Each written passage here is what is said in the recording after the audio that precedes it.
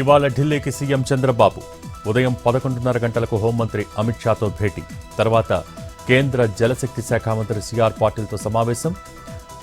AP ప్రాజెక్టులు, నిధుల అంశాలపై కేంద్ర మంత్రులతో చర్చలు.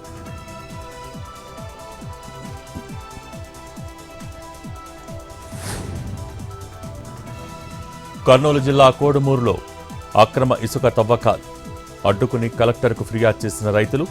పట్టా భూముల్లోనే ఇసుక తవ్వుతున్నామంటూ టీడీపీ మద్దతుదారుల వాదన. హంద్రి, పోరంబోకు భూములుగా గుర్తించి తవ్వకాలు చేయొద్దన్న తహసీల్దార్.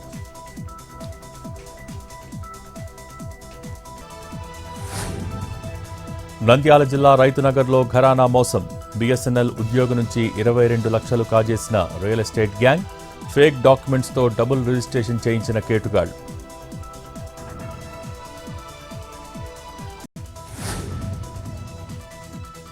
నల్గొండ జిల్లా వెలిమినేడులో కారును ఢీకొట్టిన ఆయిల్ ట్యాంకర్.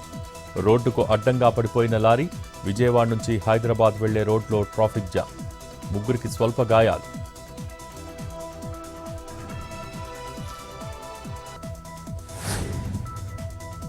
తగ్గిన బంగారం ధరలు. 24 క్యారెట్ల 10 గ్రాముల పసిడి 1,52,340. 22 క్యారెట్ల 10 గ్రాముల పుత్తడి 1,39,640.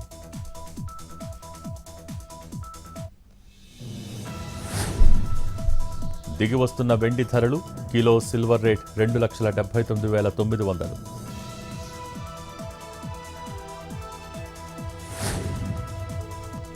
తెలంగాణలో వచ్చే 48 గంటల్లో ఓ మోస్తరు వర్షాలు.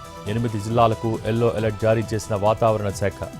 ఈ నెల 18 నుంచి అధిక ఉష్ణోగ్రతలు నమోదయ్యే అవకాశం.